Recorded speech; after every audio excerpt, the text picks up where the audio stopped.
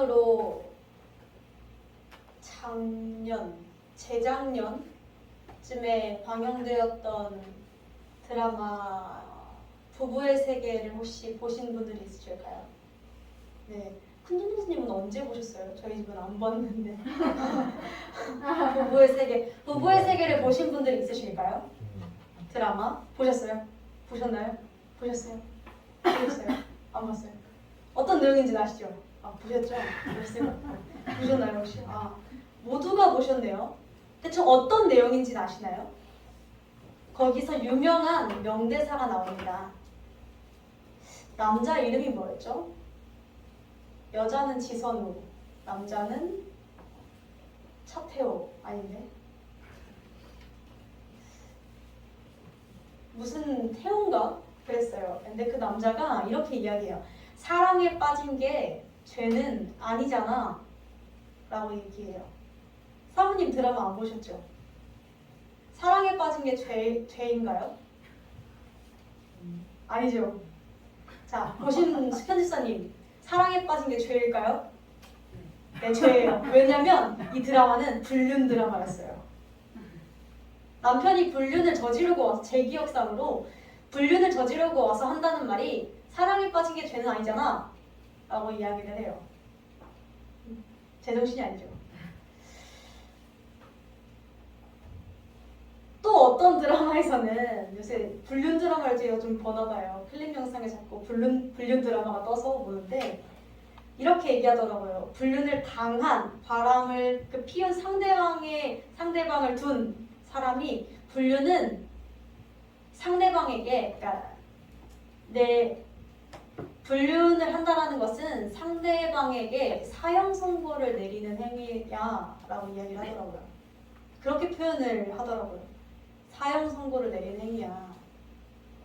딱 그 정도 취급 받아도 싸라고 말하는 행위고 죽으라는 행위라고 이렇게 표현을 하더라고요.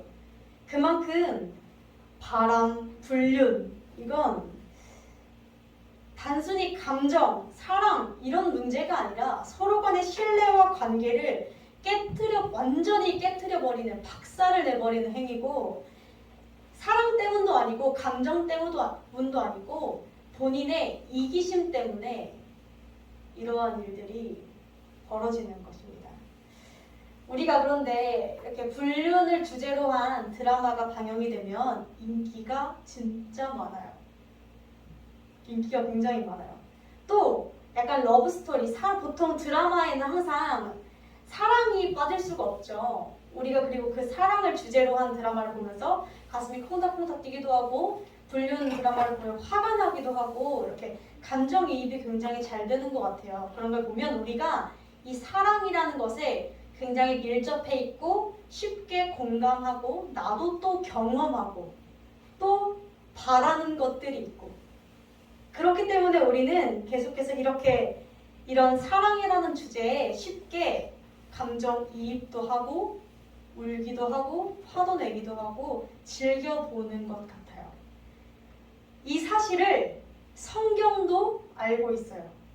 사람들이 연애 스토리를 참 좋아한다는 걸 성경도 알고 있어요. 그래서 성경은 종종 하나님과 우리와의 관계를 신랑된 하나님, 신랑된 예수님과 신부된 우리로 부부의 관계로 표현하실 때가 굉장히 많습니다. 또 부부 간의 이야기를 담은 책, 어떤 책 있죠? 아가서.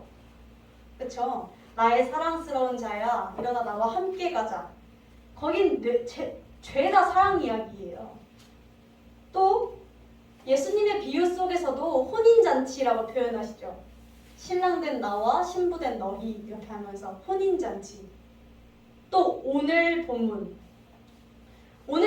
사실 이런 사랑 이야기를 가지고 하나님과 이스라엘 백성, 하나님과 우리 사이의 관계를 남편과 부인의 관계로 해서 빗대어서 우리가 감정이입이 잘 될 수 있도록 어떤 마음인지 알 수 있도록 설명을 도와주고 있습니다. 그래서 이 호세아서는 호세아와 호세아의 아내의 관계로 하나님과 이스라엘 백성 사이를 관계를 빗댄 책이에요. 총 호세아서는 14장으로 구성되어 있습니다. 1장부터 3장까지는 호세아와 호세아의 아내 이야기가 나오고 그 뒷부분은 하나님과 이스라엘 백성 사이의 이야기가 나옵니다. 사실 호세아의 가정 이야기는 제가 부부의 세계 이야기를 왜 꺼냈냐면 이스라엘판 부부의 세계 이 스토리를 담고 있기 때문이에요. 막장 스토리고 깨어진 결혼, 깨어진 가정의 이야기입니다. 어쩌면 부부의 세계보다 더 극심한 막장 드라마일 수도 있습니다. 호세아와 호세아 아내의 이야기를 아주 제가 짧게 설명해드리면 이렇습니다. 호세아 1장 2절에 보면 맨 처음에 이렇게 말씀하세요. 하나님께서 호세아에게 말씀하실 때 너는 가서 음란한 여자를 맞이하여 음란한 자식을 낳으라 라고 이야기합니다. 그래서 말 그대로예요. 음란한 여자와 결혼해서 그 자식을 낳아 호세아야. 호세아는 선지자였거든요. 이렇게 얘기했어요. 그래서 3절에 이에 그가 가서 디블라임의 딸 고멜이라는 여자와 결혼합니다. 이 여자는 음란한 여인이었습니다.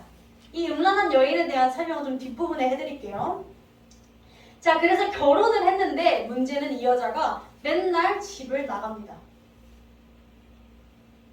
그 두 집 살림 정도 수준이 아니라 옆집에 가서 한 몇 달 눌러 앉아 살아요.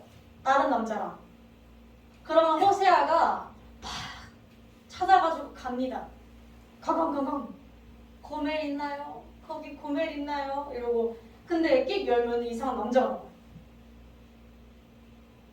아니 사실 고멜은 제 와이프입니다. 또 데려와요. 또 며칠 있다 또 나가요.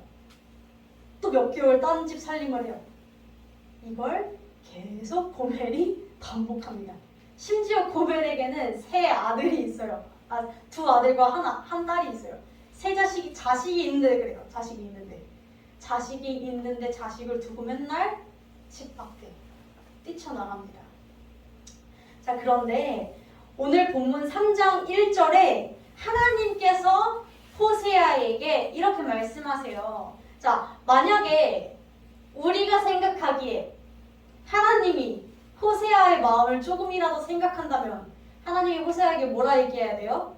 고멜이랑 이혼하고 친권은 너가 가져오고 재산은 이렇게 분할하고 대신에 뭐 온유하게 해가지고 잘 보내라. 이런 이혼의 길을 걷게 하셨을 텐데 오늘 본문에서 보면 이렇게 말씀하세요. 너는 호세아야, 너는 또 가서 사랑을 받아 음녀가 된 고멜을 다시 사랑하라. 그래서 이 호세아가 어떻게 하냐면요.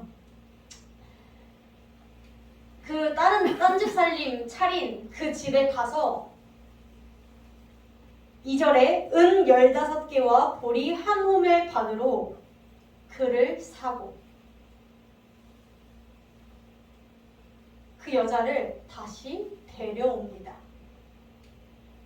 이게 호세아의 이야기예요. 우리는 이 호세아서를 읽을 때 이 질문으로 이 책의 문을 열어봐야 합니다. 어떤 질문이냐면요. 왜 하나님은 호세아에게 음란한 여인과 결혼하라고 했는가? 당연한 상식선의 질문을 우리는 던져봐야 한다는 것이죠. 그렇다면 호세아의 이러한 행동을 통해서 하나님이 그의 삶을, 그의 결혼 생활을, 그의 치부와도 같은 결혼 생활을 성경 속에 담으시면서 우리에게 전하고자 하는 메시지는 무엇인가? 오늘 이 시간 저와 여러분이 이 부부의 관계에 빗대어 표현하시는 주님의 마음, 우리를 찾으시는 그 주님의 마음을 깨닫는 시간이 되기를 간절히 소망합니다. 자, 이 당시 이스라엘 문화를 설명드릴게요, 제가. 이 당시에는 신이 우상이 두 개라고 할게요. 두 개의 우상이 있었습니다. 뭘까요? 흔히 알고 있는 바알과 아세라. 바알과 아세라 이 두 신을 섬겼습니다. 두 우상을 섬겼어요. 자, 이스라엘 백성들은 누구의 백성이죠? 하나님의 백성. 그런데 누구를 섬겼다고요? 바알과 아세라. 자, 근데 이 당시에 이런 아세라 목상과 바알 그 돌상을 섬기려면 이 당시엔 신전이 있었겠죠, 그렇죠? 신전. 그것들을 배치해 놓는. 자, 신전에 특징이 있었어요. 여자가 진짜 많았어요. 자, 여기 안 적으셔도 됩니다. 안 적으셔도 돼. 그냥 흘려 들어주세요. 이런 얘기들이 있다. 뒷부분은 중요한 거 뒤에 나와요. 자, 여긴 흘려 들으세요. 재밌어요. 근데 흘려 들어도 귀에 쏙쏙 들어. 이 부분만 나올 거예요. 자, 여자들이 진짜 많았어요. 신전에. 왜 많았냐? 이게 진짜 웃긴 얘기인데 이 당시에 어떤 사회였어요? 농경 사회였어요. 이 당시 사람들이 맨날 죽어라 비는 건 뭐였겠어요? 그러면 비 내려달라. 그리고 애 많이 낳게 해달라. 농사 잘 되게 해달라. 이런 것들이었단 말이에요. 약간 지금 우리가 기도하는 거랑은 좀 다르죠? 그 당시 뭐 비 오게 해달라, 뭐 다산, 풍요 이런 것들을 기도했단 말이에요. 자, 그런데 예를 들어서 비가 안 와요. 한동안. 가뭄이 들어요. 그럼 뭐라고 생각했냐면 이 사람들이 바알과 아세라가 기분이 나쁘구나 라고 생각을 했어요. 그리고 바알과 아세라가 기분이 나쁜 이유는 바알과 아세라가 둘 금슬이 안 좋아서 그런 거야 라고 생각을 했어요. 바알 신이 이제 여자 신이에요. 아세라가 남자 신이에요. 이 둘이 금슬이 안 좋구나. 그래서 얘네들이 행복하지가 않구나 라고 생각을 한 거예요. 그래서 어떻게 얘네들은 이 당시에 숭배하는 방법이 뭐였냐면요. 이 당시 그 신전에 누가 많았다고요? 여자들이 많았다고요. 왜? 그 바알과 아세라 신전 앞에서 음란한 행동을 하는 거예요. 그게 그 신을 우상 숭배하는 방법이었어요. 제사드리는. 그러니까 약간 그 구조도가 이렇게 돼요. 남자들이 집에 가장들이 와요. 뭐 집안일이 잘 안 풀리거나 힘들거나 하면은 재물을 들고 와요. 그럼 그 재물을 신전 앞에 쾅 내려두고 신전에 있는 여자랑 바알 신과 아세라 신 앞에서 음란한 행동을 하는 거예요. 그걸 많은 사람들이 지켜봐요. 이게 그들이 그 당시에 드렸던 우상 숭배 방법이었어요.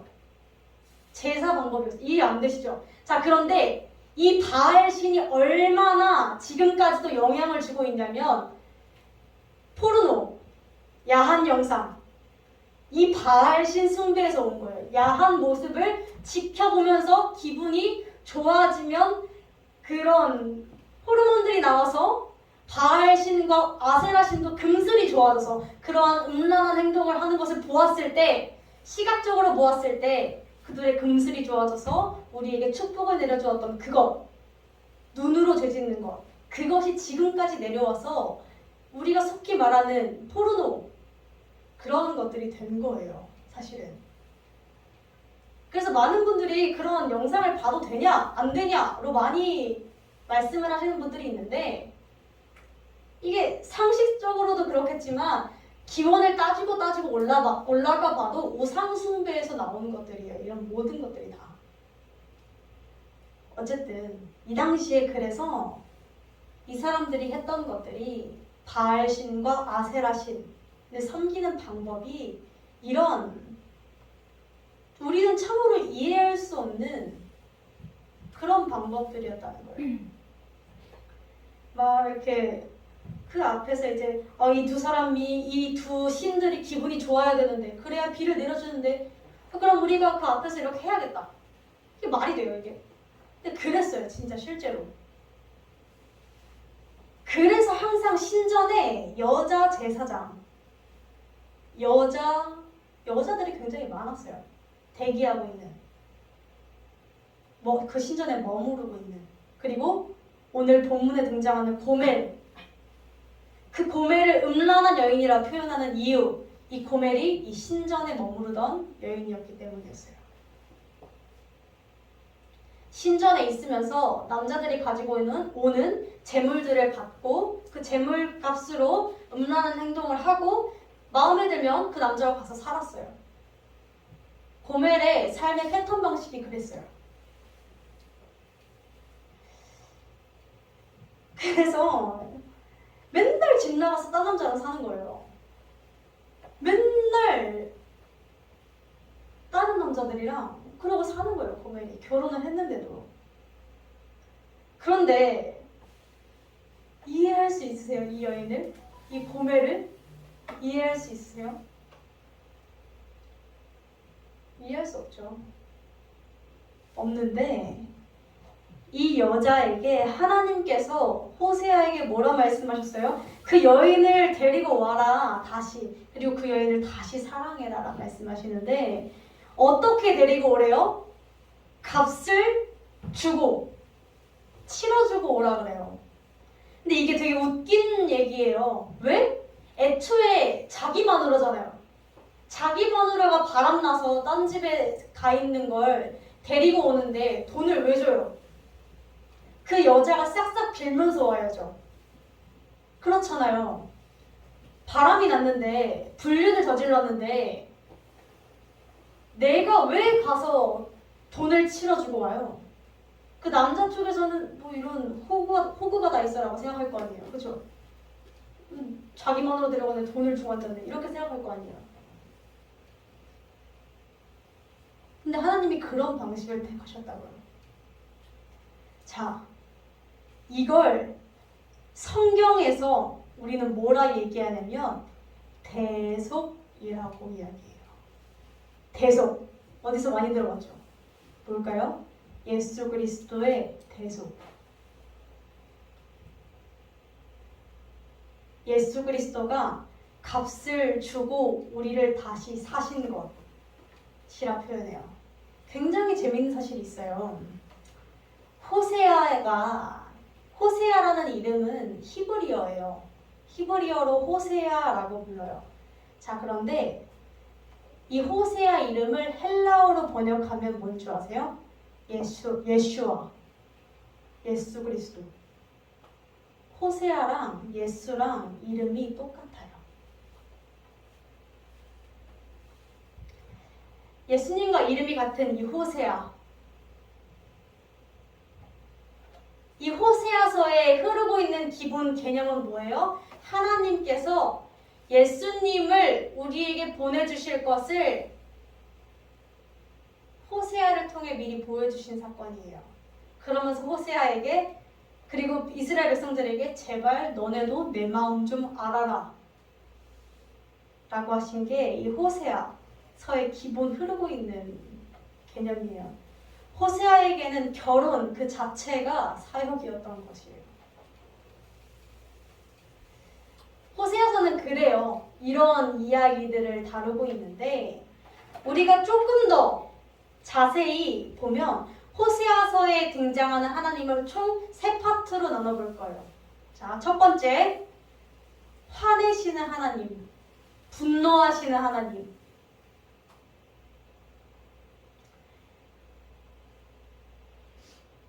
적으셨나요?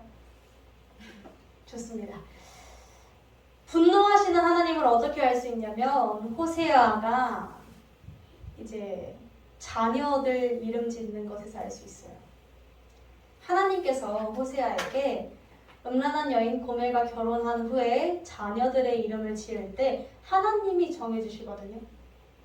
자, 첫째 아들 이름이 뭐냐면 이스르엘. 이스라엘의 뜻은 하나님을 떠난 자식이라는 뜻이에요. 자, 두 번째 딸이 생깁니다. 이 딸의 이름은 루하마예요. 로는 뭐뭐 않다, 부정형이에요. 부정형. 루하마는 긍휼히 여기다예요. 자, 그럼 이 루하마의 이름은 뭐예요? 긍휼히 여기지 않겠다라는 뜻이에요. 불쌍히 여기지 않을 거야. 봐주지 않을 거야. 라는 뜻이에요. 셋째, 아들을 낳습니다. 이 아들의 이름은 로암미. 자, 로가 뭐라고요? 로가 뭐라고요? 않다, 부정형. 약간 영어 공부하는 것 같죠? 자, 로에 동그라미 치시고요. 따로 보세요. 로암미, 루하마예요. 자, 로는 뭐라고요? 않다. 암미는 내 백성. 자, 무슨 뜻이에요? 내 백성 아니다. 근데 이게 다 쓰셨어요, 이름들? 좋아요. 근데 굳이 안 쓰셔도 돼요. 약간 다 부정적이었다라고 생각하시면 돼요. 자, 그런데 이게 굉장히 우리가 볼 때 하나님을 떠난 자식, 긍휼히 여기지 않겠다, 내 백성 아니구나 라고 듣겠지만 우리 입장에서 생각해보면 자식 이름을 이따위로 짓는 아빠가 어디 있어요? 자식 이름 부를 때마다 이름이 불려질 때마다 내 백성 아니야, 긍휼히 여기지 않을 거야, 이딴 이름인 거예요. 이딴 이름. 제가 알기로 나연 성도님 이름이 밝을나 아니에요? 미안해요. 뭔가요? 아름다울 나의 밝을 현. 자, 아름답고 밝은 사람으로 커라가 뜻이었을 거 아니에요, 그렇죠? 자, 그런데 보통 이게 이름을 불러줄 때 우리는 약간 함축되어 있어서 잘 티가 안 나는데 이 당시 히브리어는 들으면 알았어요. 그러니까 예를 들어서 이름이 우리 표현으로 개 싫어. 잘 표현해 보시나요? 짱 싫어. 아니, 당황했네. 짱 싫어가 이름인 거예요. 말이 돼요? 야, 짱 싫어. 부를 때마다. 앞뒤가 자식 이름을 지을 때 이렇게 짓는다는 게 말이 안 되잖아요. 하나님이 왜 이렇게 시키셨냐고요? 왜? 거듭 말하지만 호세아에게는 결혼 그 자체가 사역이었어요. 또 뭐가 사역이었어요? 자녀 이름 짓는 것도 사역이었어요. 호세아는 참 고달픈 삶을 살았어요. 자녀 이름이 불려질 때마다 이스라엘 백성들이 듣는 거예요. 그 이름 부를 때마다 듣기 싫은데 들어요. 내 백성 아니다. 내 백성. 찔리겠죠. 왜? 그래서 우리가 가만 보면은 학교에 이제 직장에 막 김베드로, 김요한 주변에 있으신가요? 있으세요 혹시? 없으세요? 없으실 수도 있죠. 또 저는 약간 나중에 아이를 가지게 되면 이레라고 짓고 싶었거든요. 여호와 이레 할 때 이레? 이쁘지 않나요? 이레. 또 제 친구는 이렇게 짓는데요. 언약이라고 짓는데요. 제정신이 아닌 것 같아요. 그 친구가 이 성이 양씨예요. 양씨인데 양언약. 그리고 둘째가 양복음으로 짓겠대요. 너무 싫은 거예요. 양언약, 양복음. 자, 이렇게만 들어도 싫은데 부정적인 이름을 이렇게 짓게끔 했어요. 3명이나. 자, 우리가 굉장히 하나님이 너무한 것 같아요. 호세아한테. 그렇죠? 그런데 이게 우리 시선으로 볼 때는 하나님 이상해. 인데 하나님 시선에서 읽을 때는 어떻게 되는 줄 아세요? 너도 내 마음 좀 알아라 가 돼요. 하나님께서 아브라함한테 유일하게 너는 내 벗이야 라고 말씀하셨던 거 아세요? 왜 그 말씀하셨을까요? 너는 내 벗이야. 아브라함이 이삭을 바쳤을 때, 자신의 아들을 제물로 바쳤을 때 그러셨어요. 너는 내 벗이야. 무슨 뜻이겠어요? 나와 똑같은 경험, 하나님께서 자신의 아들을 바쳤던 그 경험, 그 찢어지는 마음을 아브라함도 경험했기 때문에 너는 내 친구야, 너는 내 벗이야 라고 하신 거겠죠. 자, 어찌되었든 하나님께서는 이렇게 더 이상 너희를 긍휼히 여기지 않겠다, 너희는 내 백성이 아니야 라고 말씀하시면서 강하게 분노하세요. 4장에는 깨닫지 못하는 백성은 망하리라 라고 말씀하시고, 10장 10절에는 내가 원하는 그때에 너희를 징계하리라 라고 굉장히 강하게 말씀하십니다. 하나님께서는 하나님을 떠난 이들에게, 하나님을 배신한 이들에게, 하나님을 사랑하지 않는 이들에게 징계하신다고 하셨어요. 자, 하나님을 떠난 이들에게는 찾아올 수밖에 없는 것은 공허와 혼돈, 징계입니다. 그리고 그 끝은 지옥이라고 할 수 있죠. 자, 근데 우리 이런 질문 들지 않나요? 그런데 왜 하나님은 우리를 사랑하신다면서 자신을 믿지 않으면 징계를 주는가? 사랑의 하나님이라면서 왜 자신을 믿지 않으면 벌을 내리는가? 근데 이 부분에 대해서는 저는 그렇게 생각해요. 많은 분들이 지옥이 징계, 벌이라고 생각을 하세요. 하나님을 믿지 않으면 찾아오는 벌. 자, 그런데 우리가 생각해 볼게요. 태초에 천지를 창조하실 때 하나님이 천지를 창조하시기 이전의 세계를 뭐라 불렀는 줄 아세요? 혼돈과 공허와 흑암의 어둠이라 불렀어요. 하나님이 손을 대시자 하나님이 질서를 세우셔서 만드신 것이 이 세상이라는 뜻이에요. 하나님은 질서를 만드시고 순리를 만드시고 섭리를 만드셨어요. 하나님의 세상을. 자, 그런데 그 질서의 하나님을 떠난다라는 건 어떤 뜻이에요? 나 다시 혼돈과 공허로 돌아갈래 라는 뜻이에요. 마땅히 찾아오는 것이라는 뜻이에요. 마땅히. 하나님의 순리를 벗어나면 하나님의 순리가 없는 그곳은 질서가 없고 혼돈과 공허가 가득한 곳이기 때문에 하나님을 떠나는 순간, 매 순간이 지옥이라는 뜻이에요. 왜? 질서의 하나님이 더 이상 그 사람의 마음에 존재하지 않기 때문에. 그리고 그 끝자락은 지옥으로 가겠죠. 지옥이 뭐예요? 지옥? 우리가 생각하는 건 불구덩이죠. 맞죠? 맞는데 지옥은 이기심의 끝자락이에요. 혼돈과 공허의 끝자락이에요.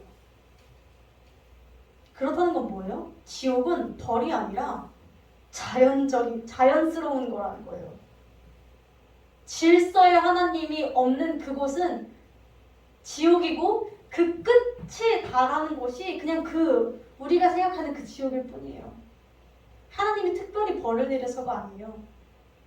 질서의 하나님을 떠난 그 순간 뭘 기대할 수 있겠어요? 내가 떠났는데, 내가 그 질서가 마음에 안 들어서 떠났는데, 그 순리가 마음에 안 들어서, 하나님과의 관계가 싫어서 떠났으면 하나님이 없는 그곳을 감당할 준비가 되어 있어야 돼요. 왜? 하나님은 우리에게 자유의지를 주셨고 그에 따른 책임을 지게 하셨거든요.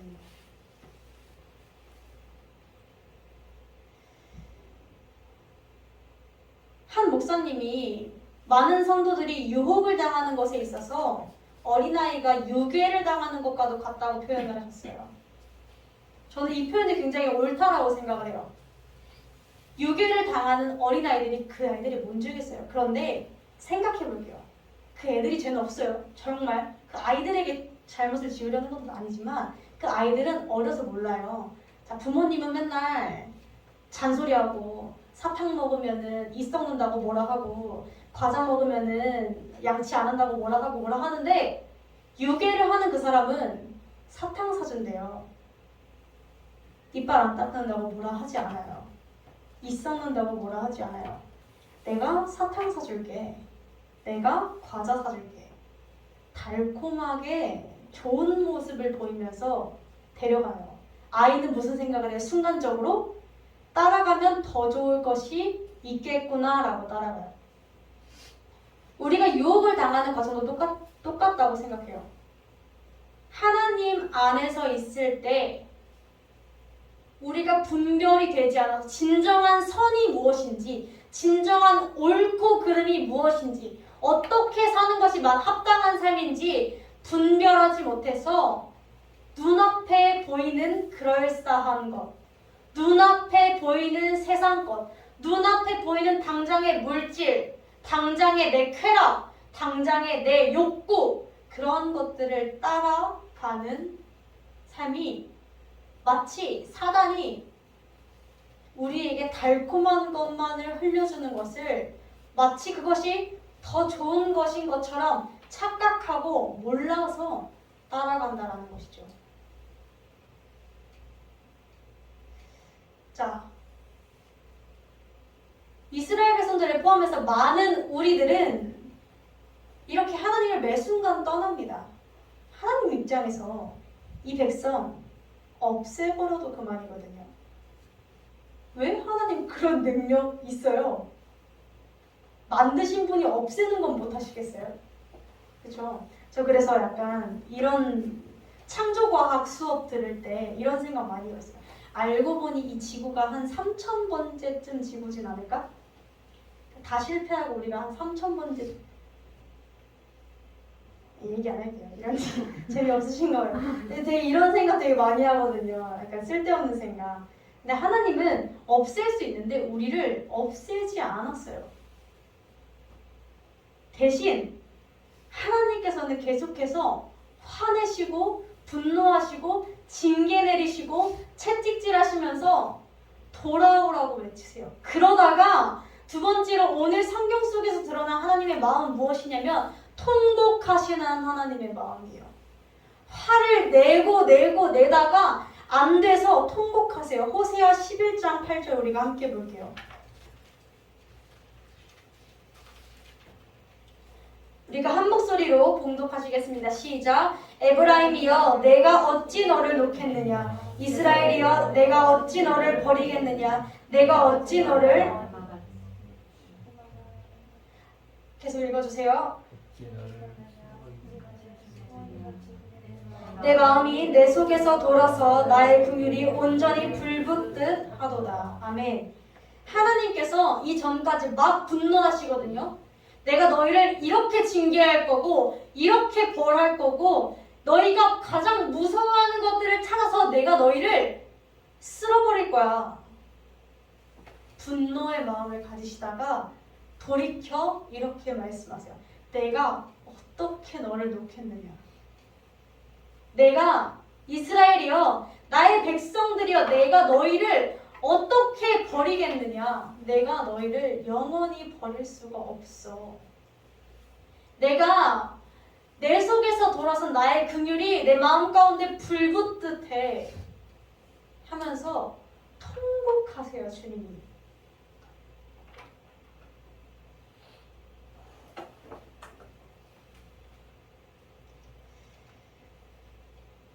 그리고 그 하나님은 곧바로 자신의 마음을 행동으로 옮기셨습니다. 그래서 세 번째는 손 내미시는 하나님이에요.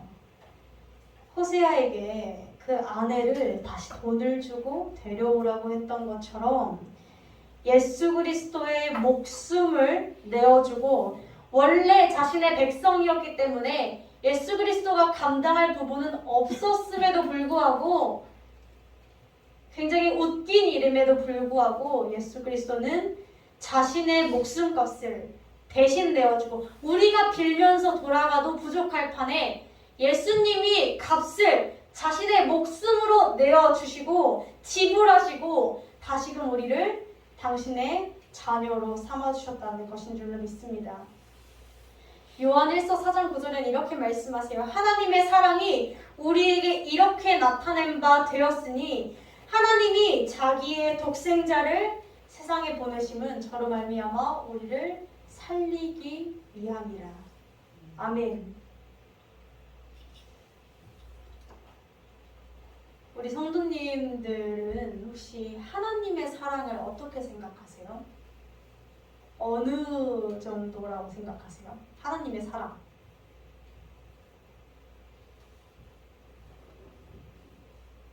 어떻게 생각하세요? 그러니까 어느 정도인 것 같아요, 대충? 생각하고 계신 거죠? 마음속에 가지고 계신 거죠? 한번 대답해 주실 수 있을까요? 한없는 사랑. 제가 들은 게 맞을까요? 한없는 사랑. 그 표현이 가장 정확한 것 같아요. 한없는 사랑. 또 다른 표현이 있을까요?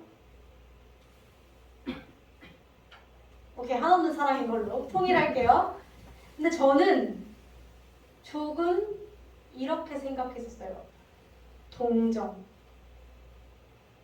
하나님의 사랑은 동정인 것 같다 라고 생각을 했었어요. 이렇게 생각하시는 분들은 없을까요? 하나님의 사랑은 동정인 것 같다. 저는 그 하나님의 마음이 긍휼의 마음이라 하잖아요. 불쌍히 여긴다 하잖아요. 그리고 하나님은 우리를 건질 능력이 있거든요. 우리의 문제를 해결해 줄 능력이 있어요. 능력이 있는 자가 손을 내미는 건 나름 쉬울 거라고 생각했어요, 저는. 그래서 창조자가 베푸는 선의, 호의, 동정, 안쓰러움. 저는 이 정도로 생각을 했었어요. 그랬던 것 같아요. 자, 그런데 제가 이 이야기를 같이 나누려고 해요.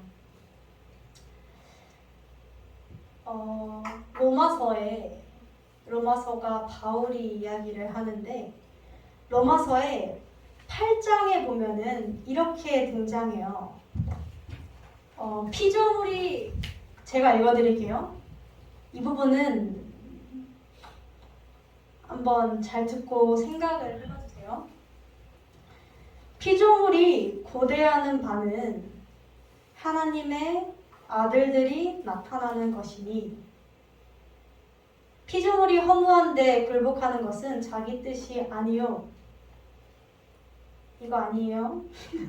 자, 저를 보세요. 피조물이 허무한데 굴복하는 것은 자기 뜻이 아니요 오직 굴복하게 하시는 이로 말미암음이라 라고 하면서 피조물에 대해서 이야기를 하거든요. 여기서 피조물은 사람뿐만이 아니라 모든 하나님의 피조물을 얘기해요. 자, 하나님의 피조물 뭐 있을까요? 사람, 기린, 꽃, 바퀴벌레, 무당벌레, 원숭이, 토끼, 강아지, 여러 가지 나무, 모든 것들이 피조물이죠. 그렇죠?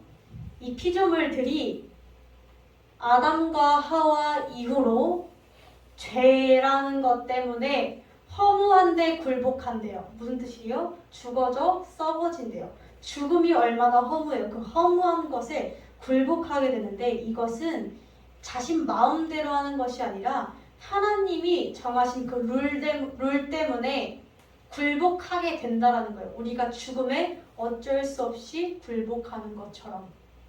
그런데 이들이 기대하는 바가 뭐냐면 하나님의 아들들이 나타나는 것이래요. 자, 그러고 나서 밑에 이렇게 말씀하세요. 우리는 무엇을 기대하냐면 양자 될 것을 기대하는데 양자가 뭐예요? 아들 될 것을 기대하는데 우리 몸의 구원을 기다린다. 이것을 바라는 마음이 믿음이다. 하나님의 양자가 될 것을 바라는 마음이 믿음이다 라고 이야기를 해요. 이 로마서에서. 자, 첫 번째 질문. 하나님의 아들들. 왜 복수일까요? 하나님의 아들은 예수잖아요. 나, 맞아요. 나, 우리 모두가 하나님의 아들. 자, 그러면 질문을 바꿔볼게요. 우리는 그러면 예수님도 아들이고 하나님의 아들, 우리도 예수님의 아들, 딸이 된다면 우리는 예수님과 동등한가? 동등할까요? 자, 동등한 것 같다, 손. 자, 한 분, 큰전도사님, 동등한 것 같다. 이거 동등하지는 않은 것 같다. 손. 동등하지 않은 것 같아요. 우리 미네랄 지사님. 다른 분들은 잘 모르겠어요. 좋아요. 자, 먼 미래적으로 봤을 때 동등해요. 먼 미래적으로 봤을 때 동등해요.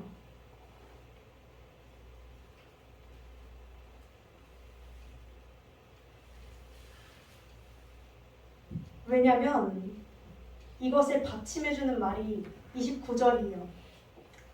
하나님이 미리 아신 자들을 미리 정하신 자들이 있는데 예수로 말미암아 많은 형제들 중에서 맏아들이 되게 하려 하심이라. 자, 예수님과 우리가 지금은 아니에요. 지금 어디서 나 예수님과 똑같다라는 얘기하면은 우리 사이비 취급받아요. 지금이 아니라 먼 미래적으로 봤을 때 우리가 예수 그리스도와 똑같은 형제가 되고 예수님이 첫째 아들이 되며 우리가 그의 동생들이 된다. 똑같은 하나님의 아들, 예수님과 동등한 선에 올라간다라는 것이에요. 이 사실이 얼마나 놀라운 건 줄 아셔야 돼요. 이게 말이나 되는 얘기냐고요. 이게 와닿지 않으시는 분들은 이 말씀만 가지고 한 달 기도하세요. 이게 깨달아져야 우리가 구원을 얻어요. 이거 못 깨달으면 우리가 구원을 못 얻어요. 하나님의 자녀가 되는 게 뭔지는 알고 믿어야죠.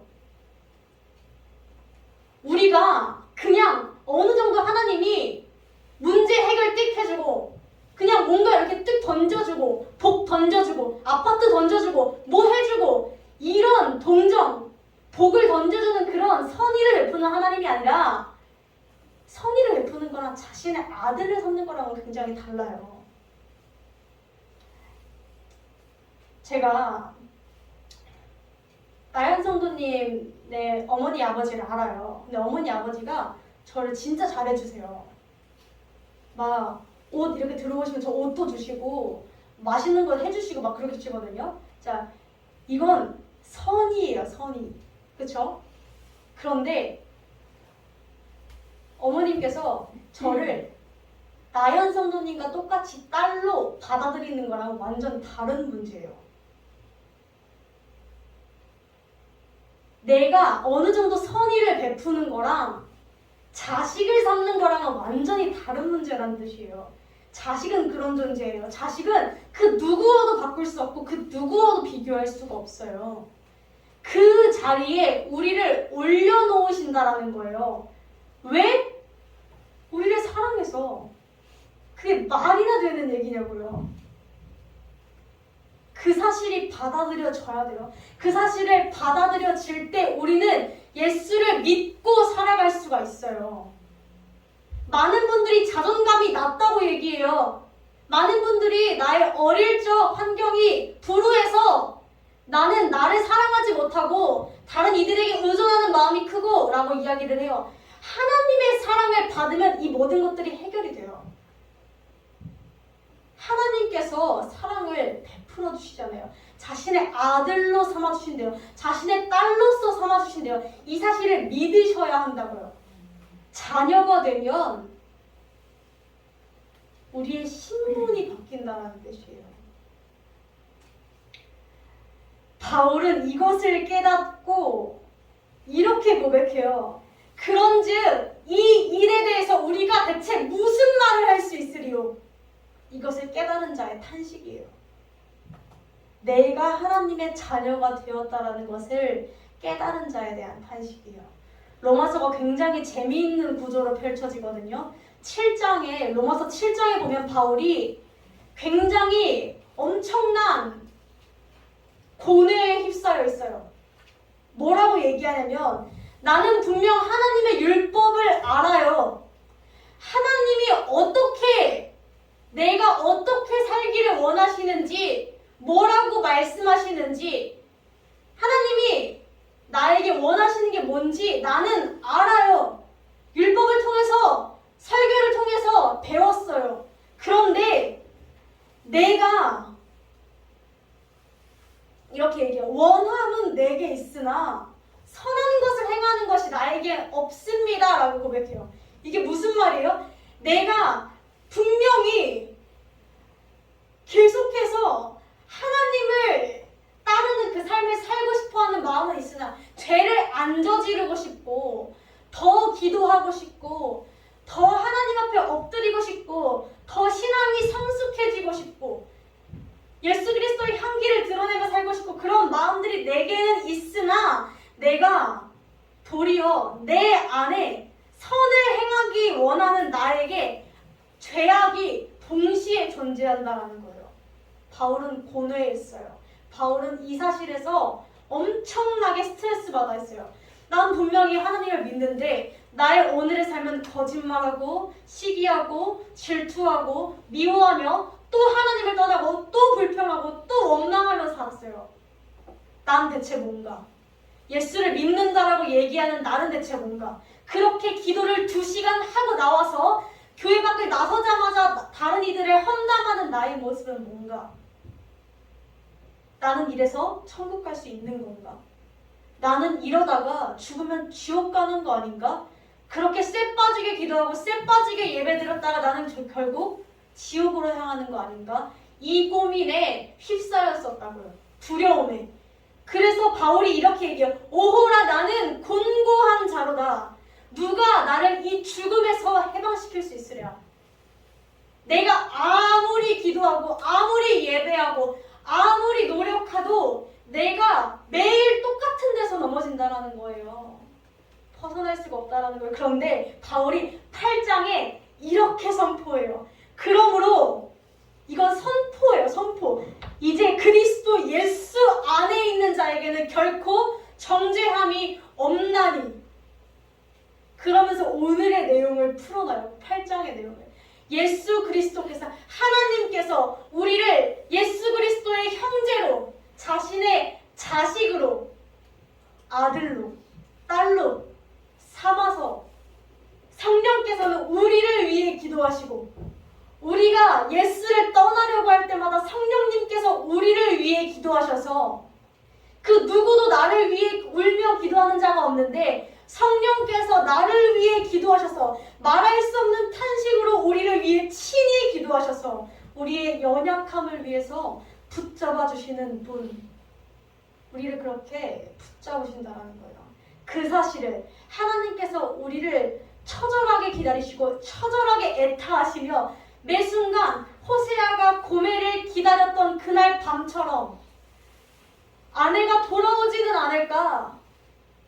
어디 나갔다가 오늘은 내일은 그 다음 날은 돌아오지 않을까? 이렇게 조금 방황하다가 며칠 있으면 괜찮아지지 않을까? 매 순간 애타했던 그 마음이 억장이 무너졌던 그 호세아의 마음처럼 하나님께서 우리를 이렇게 애타게 찾으시고 있다는 것인 줄로 믿습니다. 이 사실을 깨달을 때 바울이 그런즉 이 일에 대하여 우리가 대체 무슨 말을 할 수 있으리요? 우리는 그 어떤 말도 할 수가 없다. 한량없는 그 사랑 앞에서 우리는 그저 눈물밖에 흘릴 수 없다라고 바울이 이야기합니다. 그리고 바울은 그때부터 확신하기 시작합니다. 누가 우리를 그리스도의 사랑에서 끊을 수 있으리요? 환난, 곤고, 박해, 기근, 병, 적신, 위험, 죽음, 칼, 그 모든 것들이 그리스도의 사랑 속에서 나를 끊어낼 수 없겠다라고 생각합니다. 내가 확신하노니 사망이나 생명이나 천사들이나 권세자들이나 현재 내 앞에 놓여진 상황들이나 내 앞에 놓여진 문제들이나 그 모든 것들이 하나님을 이길 수 없고 하나님이 나를 생각하는 그 사랑을 넘어설 수가 없기에 나는 내 마음은 평안하다 라고 바울이 고백하는 줄로 믿습니다. 하나님은 탕부의 하나님이십니다. 우리가 탕자는 많이 들어봤어요. 그렇죠? 탕자가 뭐였어요? 주구장창 낭비하는 사람이죠. 하나님은 탕부 하나님이세요. 왜? 우리를 위해 자기 것을 낭비하시는 분이세요. 자기 것을 퍼주다가 자신의 아들까지도 내어주신 분이세요. 그리고 우리를 자신의 아들로 양자 삼아 주시는 분이세요. 우리가 그분의 손을 붙잡아야 하는 줄로 믿습니다. 우리가 그 사랑을 값싼 복음으로 여기지 않기를 원합니다. 사랑하는 성도 여러분, 호세아서는 그 마지막을 우리에게 도전을 주는 말로 끝을 냅니다. 이렇게 얘기해요. 지혜로운 사람은 여기에 쓴 것을 제발 깨달아라. 총명한 이들은 이것들을 제발 마음에 좀 새겨라. 귀 있는 자들은 들을지어다. 의인은 그 길로 다니거니와 죄인은 그 길에 걸려 넘어질 것이다.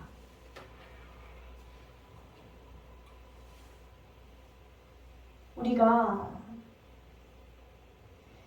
저와 여러분이 그 주님의 한없는 사랑을 깨닫기를 원합니다. 우리를 애타게 기다리시고 찾으시는 그분의 부름 앞에 우리가 그렇게 값싼 모습으로 나아가지 않기를 원합니다. 그 사랑에 반응하기를 원해요. 기도하시겠습니다. 사랑이 많으신 주님 감사합니다. 오늘 이 시간 호세아서의 말씀을 통하여 예수 그리스도의 대속하심을 알게 하시고 예수 그리스도의 사랑과 그 한없는 은혜에 대해 함께 나누고 이야기할 수 있도록 도와주시며 너무나 감사합니다. 주님, 오늘 당신이 선포하신 말씀은 탕부 하나님의 모습이었습니다. 우리로 하여금 아무 자격이 없는 우리들에게 당신의 사랑을 베푸시고 우리를 기다리시며 때로는 징계하시고 때로는 분노하시며 또 때로는 통곡하시다 우리를 끝까지 붙잡으시고 결국 또 한 번 손을 내미시는 그 주님의 사랑을 우리가 깨닫고 당신께로 돌아가게 하여 주시옵소서. 예수님의 이름으로 기도드렸습니다. 아멘.